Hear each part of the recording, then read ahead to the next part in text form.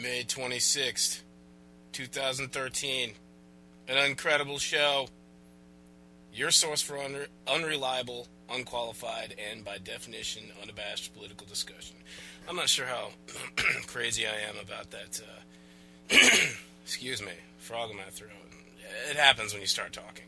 If you've been silent for a while. Forget about what I was going to say. Arrested Development.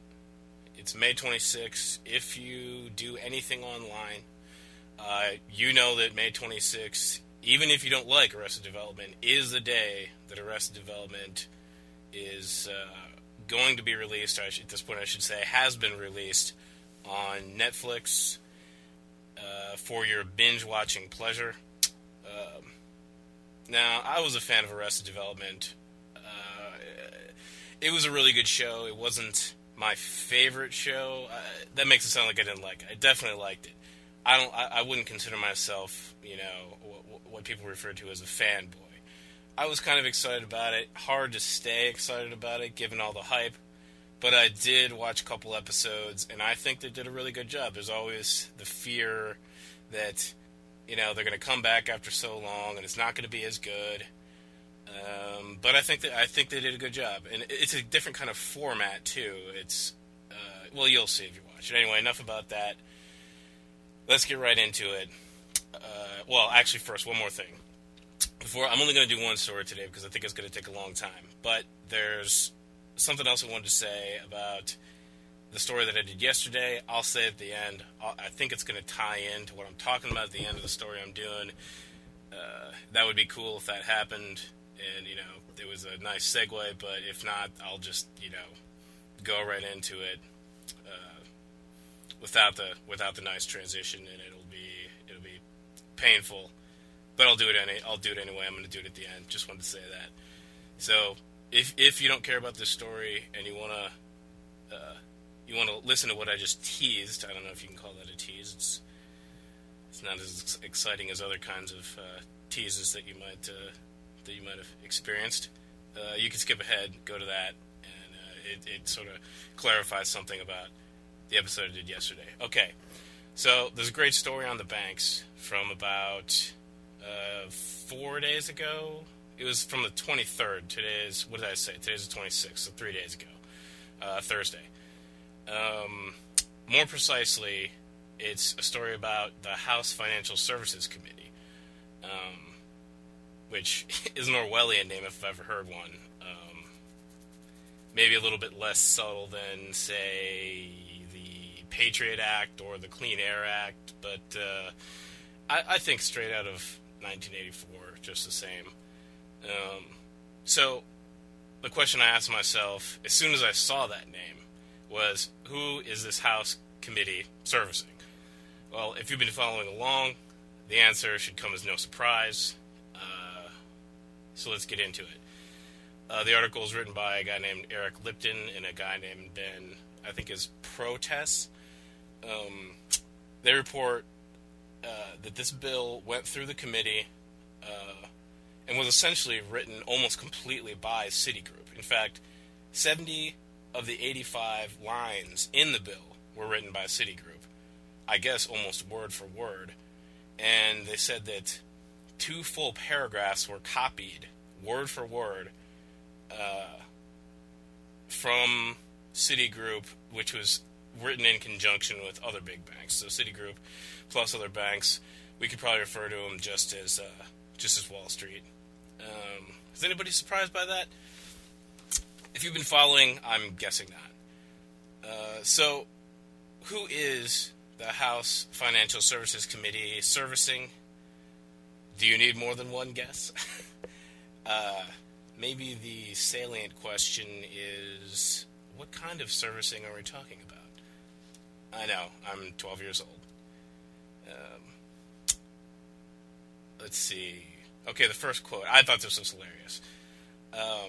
Quote, the lobbying campaign shows how 3 years after Congress passed the most comprehensive overhaul of regulation since the Depression, and they're referring to the, I don't think they're referring to the Great Depression. I think they're referring to the recession, maybe. Either way, it doesn't matter. says Wall Street is finding Washington a friendlier place. So, I don't claim by any stretch to be a student of history to any respectable extent. It's in the show's name. That's why I call it the Uncredible Show. Branding. But I did read about the financial collapse in 2008, and it seemed perfectly clear to me that more than the details of the regulations, the anemic leftovers of the regulations that we used to have that clung on since Citizens United, this overhaul that they're referring to was didn't include. It wasn't the cause for the collapse. It happened after the collapse, but the overhaul didn't do anything to fix the cause of the collapse. The main cause of the collapse, there's a whole bunch of things, but the main cause was the merging of the commercial banks and the investment banks. So, the overhaul, what they're referring to is called the Dodd-Frank bill, and it was, when they first started talking about it, it was supposed to be this bill full of all these kinds of regulations that would prevent the kinds of things that caused the banks to collapse. And of course, then Wall Street came in with their bag full of money and bribed everybody, and they didn't fix the main problem, which was this merger of the commercial banks and investment banks. And you can, while it might be technically true that Dodd-Frank was the most comprehensive overhaul of regulation since the Depression, as the article says, given that it seems like since at least 1980, we've been on the path, this giant push for deregulation, generally speaking, maybe that's not saying that much. Yeah, it might be the most comprehensive, but given that the direction we've been going is toward complete deregulation, I mean, what's the point of that? By the way, check out this documentary called Inside Job if you want to get a better handle on what exactly happened when the banks, when we had the financial collapse in 2008. It's made by the same guy who did the documentary called No End in Sight, which, among other things, was about the sort of neocon veneer over the Iraq War. And that documentary explored all kinds of the things that the officials were telling us that weren't true, the ways they were trying to make the war seem like it was more, it was going better than it was, and it exposed a lot of the corruption and cronyism and incompetence behind the war. Anyway, it's the same guy who did that documentary. It's called Inside Job, and it's awesome. And you'll understand at the end. I mean, aside from just being really entertaining, especially if you're into this kind of thing, or even if you're not, I mean, it's good enough that it can get anybody who's just doesn't follow politics, first of all, to understand what happened in the collapse. And it's kind of a complicated issue. Well, I used to think it was a lot more complicated than it actually is, and the reason is because the mainstream media did such a horrible job of explaining what happened, because the reason, well, the short answer is because they're owned by the people who caused the collapse to happen, and so they didn't want to draw attention to the reasons why, because they wanted to keep doing what they were doing, keep making money, and because they know that we're going to end up as the taxpayers bailing them out anyway. So watch Inside Job. It's awesome. And you'll understand, everything that's going on now a lot better as well. So the article continues, and I thought this was funny as well. As its lobbying campaign steps up, referring to Wall Street's lobbying campaign, the financial industry has doubled its already considerable giving to political causes. The lawmakers who this month supported the bills championed by Wall Street received twice as much in contributions from financial institutions compared with those who oppose them. And that's according to a campaign finance records gathered by a nonprofit group. Now, why is that funny? It's utterly unsurprising that Wall Street has bought votes in that committee or garnished support in that committee, because that's just the way that politics works nowadays. But did you hear that part about the people who oppose it? They paid them too. What did they just sort of? I started thinking, did they just sort of pay every single person in that committee, and then see which ones go for it, and then just go with those guys? And the second point is, how hard do you think the opposition is actually going to fight on that committee against what the banks want if they receive donations as well? It's sick. It's grotesque. It's like, I don't know, it's like throwing chum in the water and then like running a net along the surface or something. I don't fish, so maybe that's a bad analogy. I don't know, but off the top of my head, maybe it wasn't that bad. But it's like good cop, bad cop. Like it's like the way that Democrats are just in general. Like 91% of people were for the background checks, the comprehensive universal background checks that just failed. And, like, Democrats didn't even fight for it because they get paid by the gun manufacturers, too. I mean, they sort of pretend like they're for it and then don't fight for it, and and then, the Republicans are the guys who slap you across the face, and the Democrats are the ones who, they say, oh, it's going to be okay, we can't do anything about it, but we wanted to. So that's what it reminded me of. That's why I thought that particular line was funny. I mean, they paid all of them, and some of them oppose it, but how hard do we really think they're going to fight? So let's see here. Let's see, where was I? I got lost here. Did you know, here's something I thought of while I was reading it. Did you know that 93% of the time in Congress, that's in the House and the Senate, the person with more money is the one who wins the election? It should come as no surprise that, they play this game with each other. If money is the only thing that wins elections, and they have to keep this balance between the two parties in order to make people think that there's this, opposition, there's one side fighting for the other side. And they all know they have to get the money, so it's in their interest to work together. Now, I don't have any, aside from just the general trends of how money,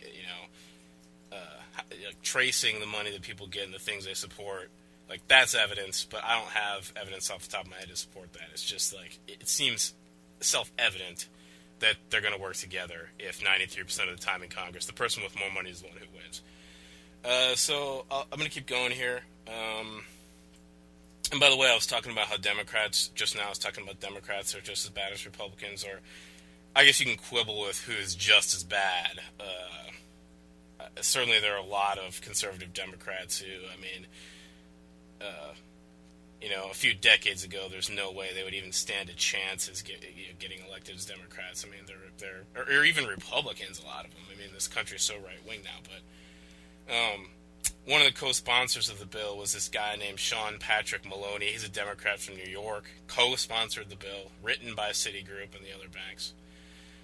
Now, before I read this next part, I think yesterday while I was rambling, I said something about the reason the way the Obama DOJ was going after reporters was so fucked up was because of the brazen way they did it.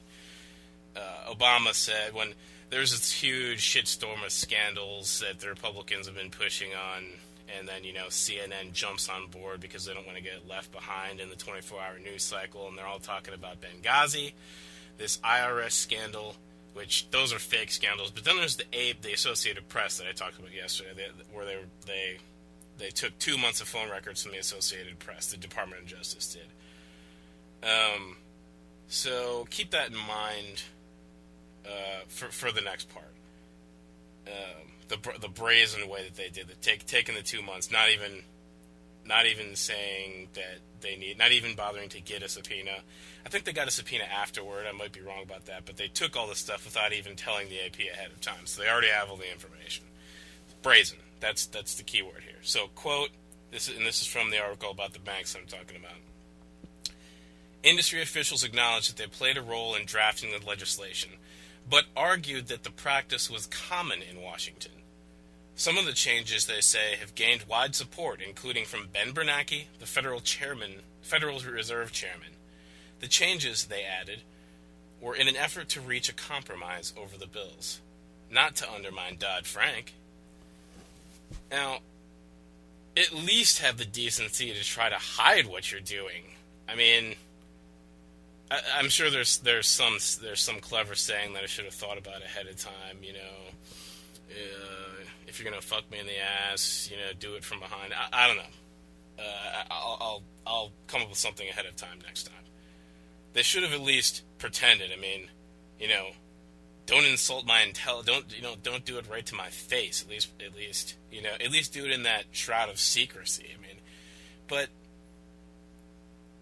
the problem with that, I mean, the reason that bugs me so much is because it's before, when they were doing this stuff in secrecy, I was able to, you know, lie to myself, essentially, deceive myself into thinking, maybe it wasn't as bad as I thought.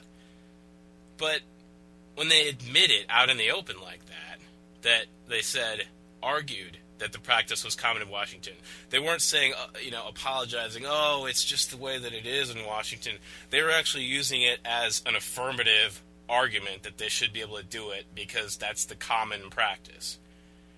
Now, it's become so entrenched that they don't even notice it anymore. They think, yeah, that is just the way that it is, and they're in this bubble where they don't give a shit about, us. I mean, do you think that they went to their the people on this committee went to their constituents back wherever they were and asked them, Phil Johnson from Vermont, what he thinks should be on this bill that they're trying to shove through the committee? They're not shoving it; it's going to slide right through the committee with some KY jelly. But fuck no, the people who wrote the banks are the ones who are going to get what they want in the bill. So it's generally systemic, and and by the way, it's also not just with the banks. No one in the corporate media talks about wiretapping, torture, rendition, Monsanto, and the bullshit that they're pulling now. I'm not going to talk about Monsanto. You can just look it up if you want to be, horrified to a whole new level. But and in fairness, they are talking about those things a little bit more now. Not torture, not rendition. Well, maybe not wiretapping either. They're talking about the war on journalism more since it's happening to them. But the point is, it's the culture now. It's entrenched. It's what they do, and they don't even know. They don't even realize that there's anything wrong with it. They've institutionalized it. And this is another thing that's really scary and really frustrating. Right now, I feel like the only source that we have to remain independent, when I say we, I don't consider myself part of the media. Maybe someday I could have some, peripheral role in that. I'm just sort of talking about the things I'm passionate about. But the alternative media, the new media, the only reason that we're able to be this is as influential as they possibly are is specifically because of the internet and the kind of freedom that we actually have on the internet at this point. Now, you guys have probably heard about CISPA and SOPA, and I think the other one was called PIPA or something. I don't remember really. It's the Security Online Protection Act, and then I forget what the other ones are called, but they're these, generally what they are, these bills that are formed, or that were written to give the government legal cover for the things they're already doing. It's just generally speaking. So, I mean, they're already spying on us. They're already keeping, I think I read the other day they have 20 trillion pieces of correspondence between American citizens stored up somewhere, and it's 1.7 per day that they record, and I think that's just the NSA actually. So they're already doing it, but they have these bills they're trying to slide through.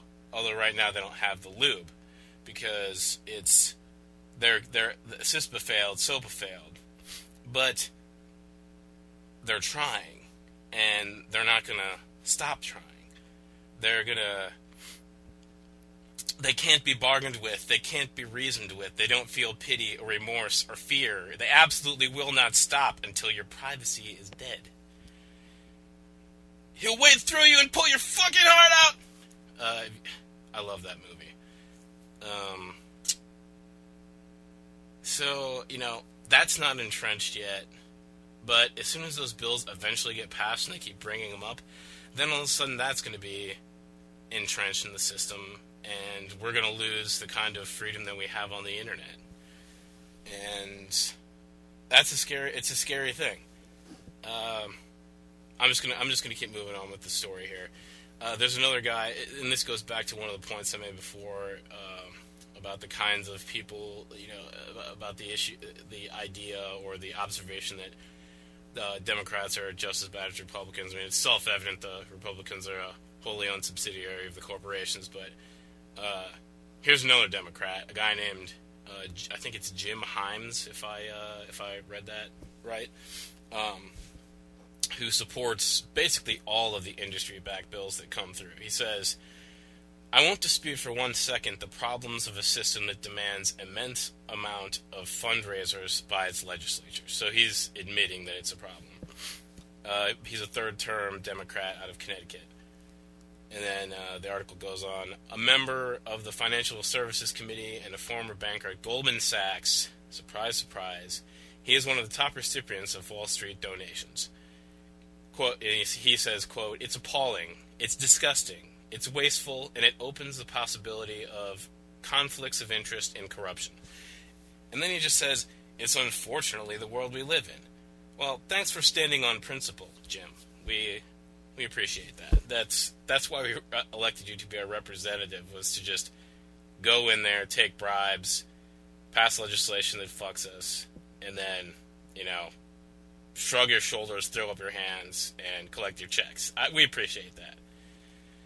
Now, something else that's indicative of the culture that I've been talking about the virus that's been taking over is the appointments themselves. So there's the elected representatives like this Jim Himes and that guy I mentioned before, but then there's the appointments like Ben Bernanke he's the chair of the Fed, but he's from Goldman Sachs.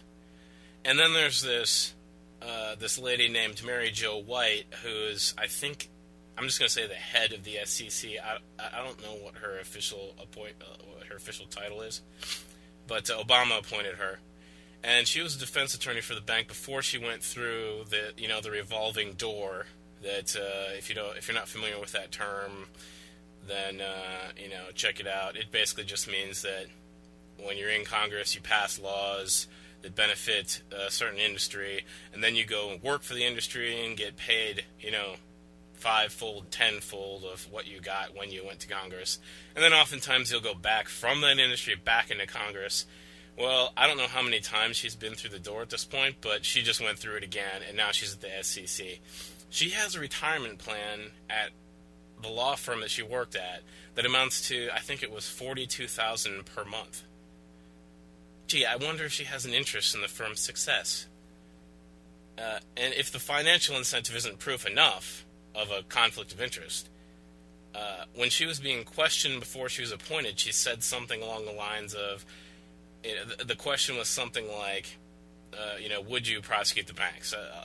It wasn't that. It was worded, in a different way.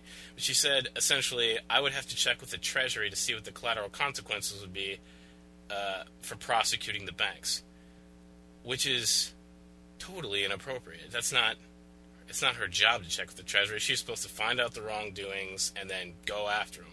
And by the way, this is a sentiment that Eric Holder, the Attorney General, has said as well. I don't remember exactly what he said either, but he said basically expressing the same sentiment that there are these collateral consequences, and essentially that the banks are too big to jail. And this is always the excuse that they give. In fact, they admit it themselves, not Eric Holder and Mary Jo White. But the article says, quote, Citigroup executives said the change they advocated was good for the financial system, not just the bank. This view is shared not just by the industry, but from leaders such as Federal Reserve Chairman Ben Bernanke. And it goes on to say, industry executives said that the changes, which were drafted in consultation with the other major industry banks, will make the financial system more secure, as the derivatives trading that takes place inside the bank is subject to much greater scrutiny. So, again, they're admitting it out in the open, and then they're justifying it by saying that it's for the security of the global economy. Now, how much truth is there to that? Maybe as much truth as there is when Obama says something like, the reason we have to drone innocent civilians, he doesn't say innocent civilians, but he calls them collateral consequences. It's the same thing. Maybe there's as much truth to the need for not jailing these banks as there is for the need to bomb civilians overseas in, Syria, Yemen, in these places. It's maybe it's not the same thing. Maybe the need to protect the banks from going under, to protect the global economy, is a real threat. I mean, they certainly say it is, and it's certainly the excuse, and essentially only the only excuse that they have, because, there is no other excuse. I haven't heard any of them come up with any other reason why the banks need to not be prosecuted for these crimes that they're committing. This article hasn't even gone into the actual crimes they committed that led up to the 2008 collapse. It's only talked about, the politicians who were legally bribed and doing the bidding of the banks. But the point remains that they're admitting this out in the open. They're unapologetic, and they don't even seem to realize that it's worthy of being a secret anymore, because it's been out in the open for so long. If you suggested to one of these people that, maybe you do need to be prosecuted, because anybody else who's prosecuted, let's say that I decided not to pay the IRS, do you think I'm going to be able to use the same excuse that these people are using? There's going to be collateral consequences. If I go to jail, my family is not going to be able to provide for themselves. Fuck no, they don't give a shit about that. It's too frustrating. Maybe I'm getting tired of this story now. Maybe I'll go on to the thing that I was going to talk about, the thing I mentioned when I first started talking. Let me just see here. Okay, actually, one last point about this article I wanted to make, and it's about what I was just talking about how it's entrenched. And by the way, I'm not going to do the count for the number of times I've used the word entrenched. I know I did that yesterday with unprecedented. I have a feeling like I'm going to be doing that for every video. Just know that I realize that I use the same words over and over sometimes. It just happens to be the word that I chose for today. So, I know that's annoying. Forgive me. So, the last point I wanted to make, I'll just start with the quote. Quote, but most of the Democrats on the committee, along with 31 Republicans, came to the industry's defense, including the 7 freshman Democrats, most of whom have started to receive donations this year from political action committees of Goldman Sachs, Wells Fargo, and other financial institutions. Then it goes on to say, I'm not going to quote the next part, but it goes on to say that the freshman Democrats went on a tour of Wall Street where they met Jamie Dimon of J.P. Morgan and a guy named Lloyd Blankfein, the chief executive of Goldman Sachs. It's a fucking freshman orientation. The Democrats are the freshmen going to college, and Wall Street is the mixer on the quad. Okay, I can't take any more of this story. Just quickly, I'll explain what I was talking about at the beginning. When I did the first show I did, actually it was yesterday, May 25th. I described the terrorist attacks, I described terrorist attacks as infinitesimal. So I don't remember if I was saying that the number of them were, or that the the consequences of them were. I don't remember exactly the context that it seemed, but I wanted to clarify because I didn't mean either one of those things if it sounded like that.